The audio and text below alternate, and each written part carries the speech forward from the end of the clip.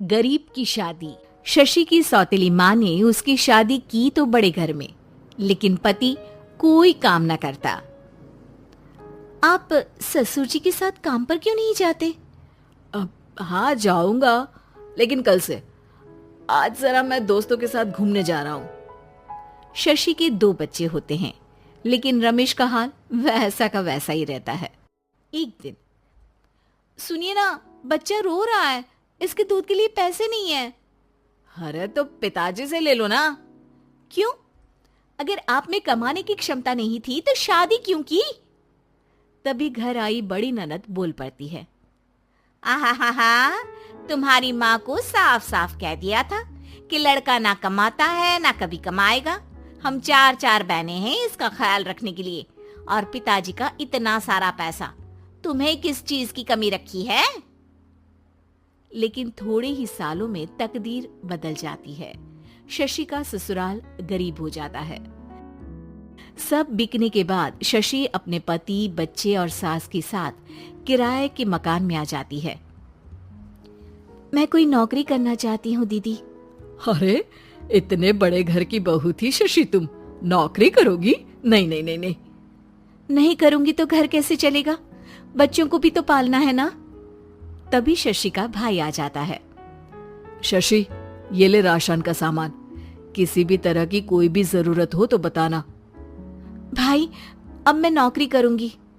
देख बहन, वैसे तो मैं तेरे साथ हूं, लेकिन हाँ, मैं ये भी चाहता हूं कि तू अपने पैरों पर खड़ी हो जा। शशि को एक प्ले स्कूल में छोटे बच्चों को संभालने की नौकरी मिल जाती है।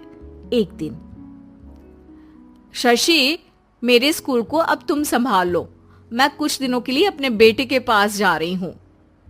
लेकिन प्ले स्कूल अकेले मैंने कभी नहीं संभाला है। अब ये सब मैं नहीं जानती। इतने महीनों में तूने जो देखा, बस पूरे आत्मविश्वास के साथ उसे करना। शशि नीलम के जाने के बाद पूरे 1 महीने उसका स्कूल अकेले संभालती है, और फिर एक दिन आता है जब वो अपना खुद का स्कूल भी खोल लेती है। वाह शशि, तुमने आज मेरा सर गर्व से ऊंचा कर दिया। तुम्हारा यही आत्मविश्वास तुम्हें बहुत आगे ले जाएगा। नीलम, बहुत आगे जाने की चाह नहीं है, बस ये छोटा सा स्कूल मेरे बच्चों की अच्छी शिक्षा में मेरी मदद करे, यही मैं चाहती हूँ। शशि थोड़े थोड़े पैसों से ही अपना परिवार पाल रही थी। एक दिन उसके घर उसकी बड़ी ननद आती है।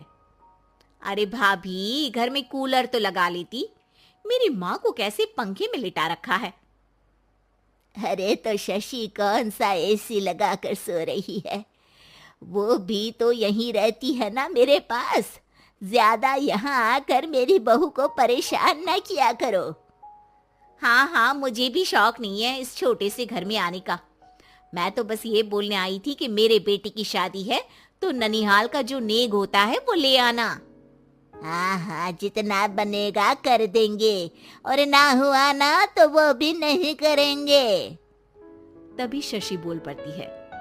अरे नहीं माँ जी, रीटा घर की बेटी है, उसके ससुराल वाले उससे शादी पर पूछेंगे कि मायके से क्या मिला।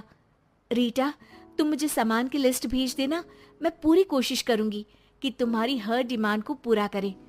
अच्छा, मैं खाना लगाती हूँ। शशि ये बोलकर किचन में चली जाती है।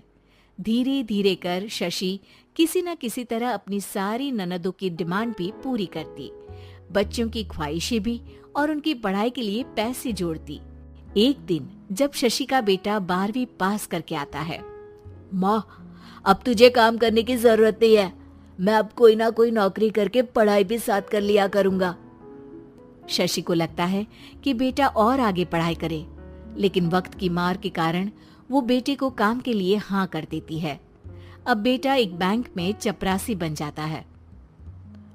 लड़का देखने में तो बड़ा अच्छा है, अंग्रेजी भी पटर पटर बोलता है, फिर चपरासी क्यों? लड़का सारी बात मैनेजर को बता देता है। अच्छा, तो मैं तुझे एक मौका देता हूँ, तू यहाँ रहकर दूसरे डिपार्टमेंट का भी काम सीख। अगर तू किसी एक का भी काम अच्छे से सीख गया तो मैं तुझे यहाँ टेबल चेयर में बैठने वाली नौकरी दे दूंगा। लेकिन एक दिन शशि की ननद उसे फोन करती है।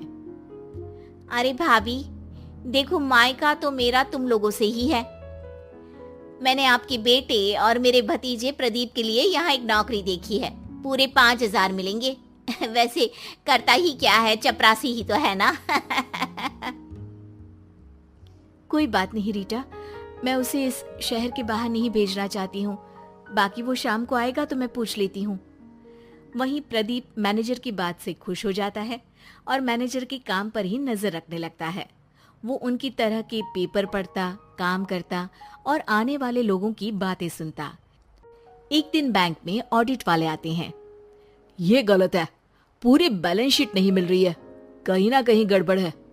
ए मैनेजर, क्या करते हो? बैंक के पैसों का हिसाब सही नहीं है।